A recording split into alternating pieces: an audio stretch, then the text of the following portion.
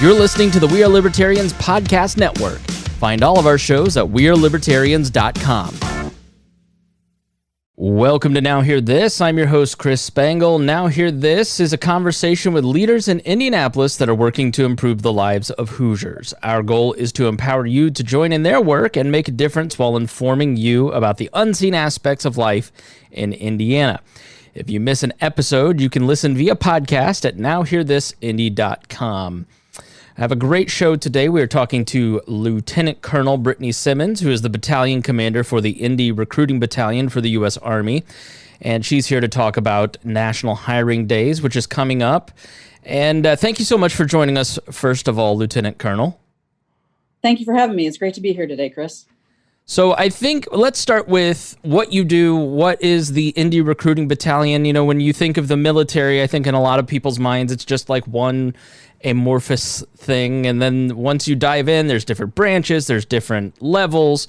So tell us a little bit about the Indy Recruiting Battalion, what you do, how you got into this.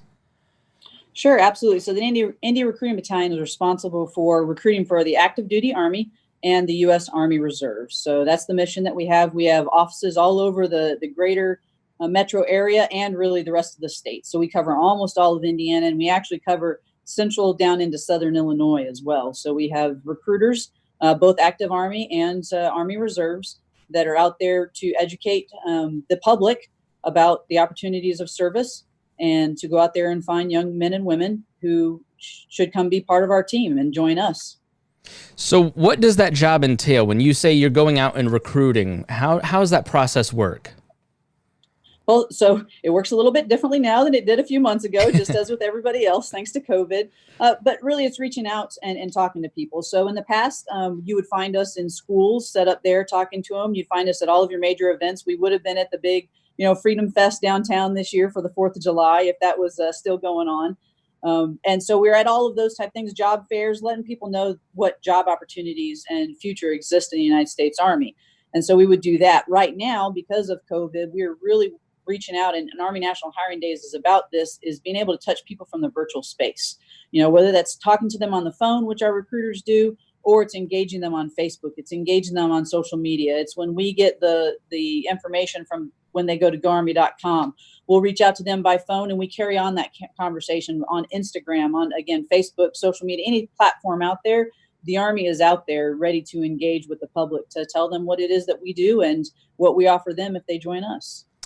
Yeah, I imagine it completely changed everything. So first of all, is a lot of your conversations, are they inbound, or is it you go out and people hadn't thought about the idea of joining?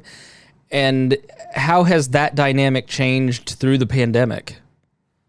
So it is both. The dynamic that's changed is really we're just not getting that face-to-face interaction that we used to get. We're starting to get a few more of those opportunities as the states open up more, and we're really trying to make sure we stay at the same pace as the state, because we care about the safety of our team, of our soldiers and our families, and everybody that comes into the office.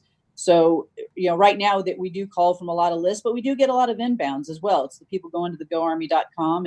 They're calling the local station, or they're dropping by the recruiting stations, because we do have personnel in there ready to receive them. Are we going to have some different health protocols than we had prior to COVID? Absolutely, because we owe that to our team and we owe that to everybody that comes into those stations. Otherwise, the process has remained the same. We just have the ability to do a whole lot of it virtually prior to them having to actually come into a recruiting station. How has life in the Army and in the military service changed over the last couple months? I mean, when I remember thinking back to my high school days, my friends who joined the Army, the Navy, the Marines, they signed up after a few period of time, they'd go off to boot camp.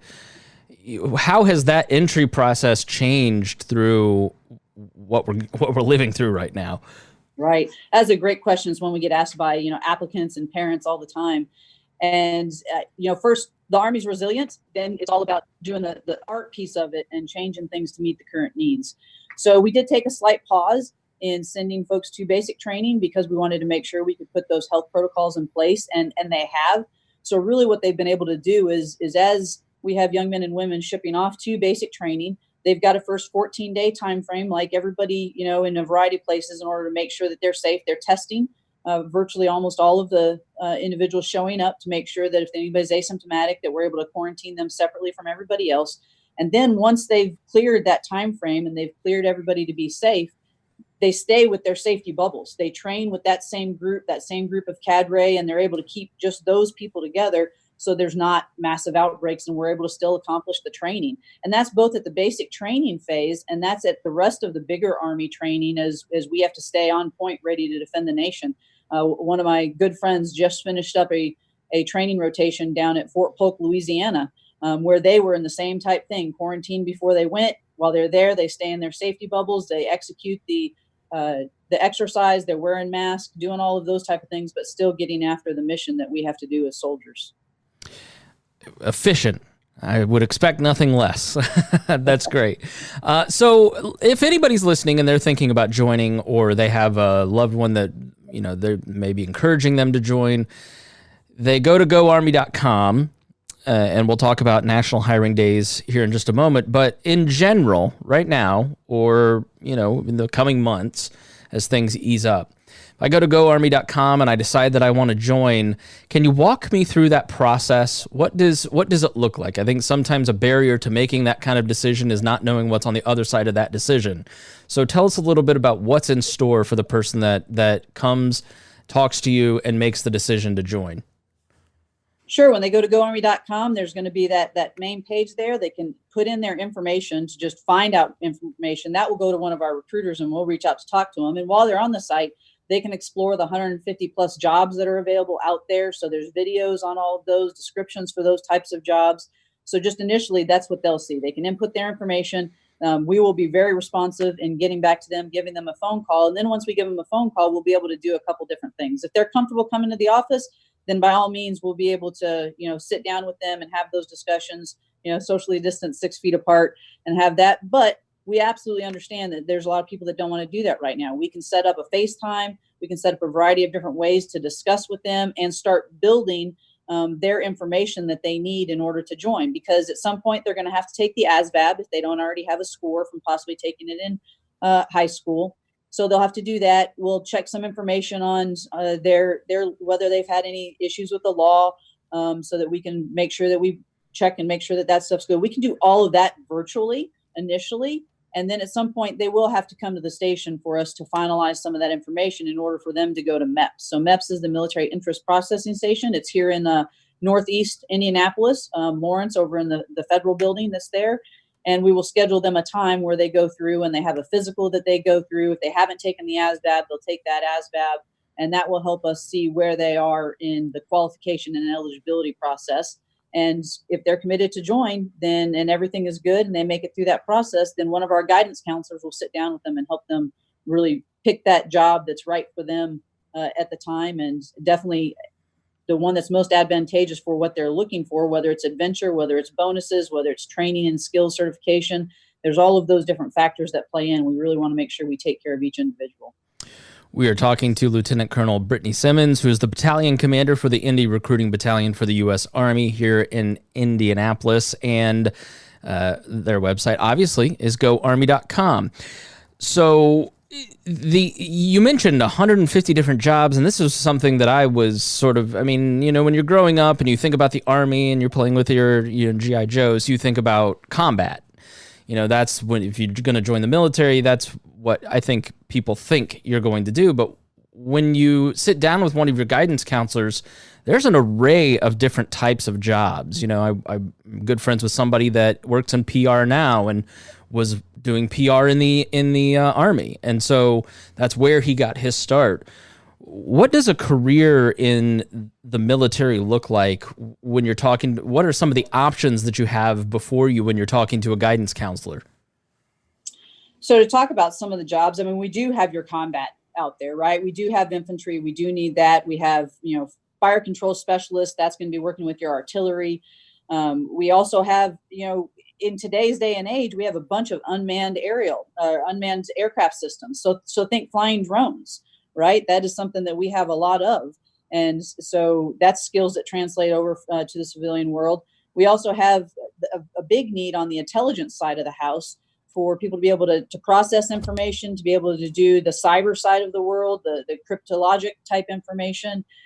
We have medical responsibilities, a wide variety of those. We do have the human resources side of the house, and we have a whole bunch of logistics jobs. I mean, if you think about a city and what a city has to do in order to survive, then the Army has it, because when we move, we have a city. So we have plumbers, we have engineers, we have construction, we have police.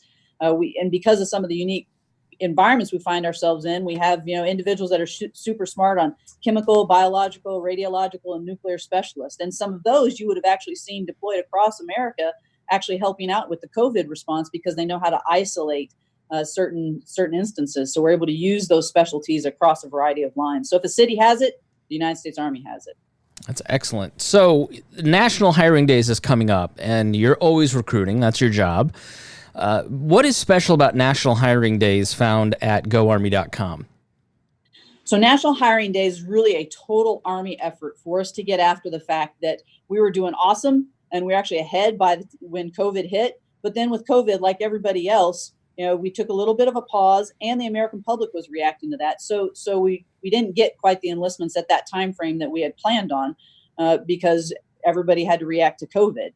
And so as we get after it now, we're looking to hire 10,000 young men and women across the United States, and really the world, because we have communities in Korea and Germany and all of those places. And it's a total Army effort, meaning that senior leaders across the Army at every installation, for example, we have Army Finance Command here in Indianapolis, and Brigadier General Bennett is going to join us in helping spread the word that the Army is hiring, and we're looking for people to join us. So it's not just Army Recruiting Command that's going out and doing recruiting. It's every single Army soldier across those 3-day time frame. All right. And again, you can go to goarmy.com, and there's a lot of bonuses and incentives too that I saw in doing some prep work. Can you tell us a little bit about that? Absolutely. So we have a slew of bonuses and incentives dependent upon a variety of different factors. And during this time frame, on top of that, if they go to goarmy.com and register at this point and end up enlisting over the next few weeks, then there's an additional $1,000 to $2,000 bonus that they can go on that. But we have bonuses up to $40,000 just straight off the bat, depending upon what specialty you pick once you finish your training. And then we also have up to $65,000 in student loan repayment that's out there. And we all know that America's facing a student loan crisis, so that's a great benefit that comes with it. So a lot of it just depends upon eligibility and what jobs you end up picking, but the Army is absolutely looking for the right people, and we're willing to say we have benefits, and we want you and want to have the best as part of our team. So we'll give you some incentives to be part of that. All right, final question. This is what I ask everybody. In your daily work and interacting with the public, what is the thing that you think most often, or that you commonly see, that you wish everybody understood? I think really that the Army is not just the 90 seconds or 90 minutes, if you will, that we see on movies, right? Most people, I think, judge the Army off of a 90 minutes that they saw from a movie. And there's so much more to the United States Army. We are a reflection of society when it comes to who we are in our makeup and our composure as far as people, whether that's race, ethnicity, gender. We have, across all of those. And we have all of these jobs. We have all of these opportunities that exist. And it's not just a steady paycheck that comes with it, but it's also the camaraderie. It's the adventure. They've changed it now to where the retirement system is very robust, and you start, accumulating that as soon as you enter. We really are on par with a lot of our civilian counterparts out there of what we offer. And so it is a really great way either to do a full 20-year career or to do a stint and set yourself up for education benefits in the future. So I hope people see the Army as a land of opportunity and not just a land of combat. While that's part of what we do, and we're set ready to defend the country, there's a lot that goes into that. And so we're a pretty amazing force, and we're looking for you to join us. All right, Lieutenant Colonel Brittany Simmons, the battalion commander for the Indy Recruiting Battalion for the U.S. Army, talking about National Hiring Days. You can find out more at goarmy.com. Thank you so much for joining me. Thank you, Chris. I really appreciate the time, and I love the great people of Indianapolis and Indiana. Thank you. Thanks for listening to Now Hear This. I am your host, Chris Spangle. If you missed any portion of our program, you can listen on our website, nowhearthisindy.com. If you'd like to have your organization featured on the show, please contact Gabby at 317-475-7407 or via the contact page on our website. Thanks for listening, and we will be back again next weekend with Now Hear This. Confused about the news? If you want to sound smarter when talking with your friends, our mission at the We Are Libertarians podcast network is to inform you about the world in an independent and irreverent way. We take current events far more seriously than we take ourselves. Get all 9 of our shows at wearelibertarians.com or in any podcast app by searching for We Are Libertarians.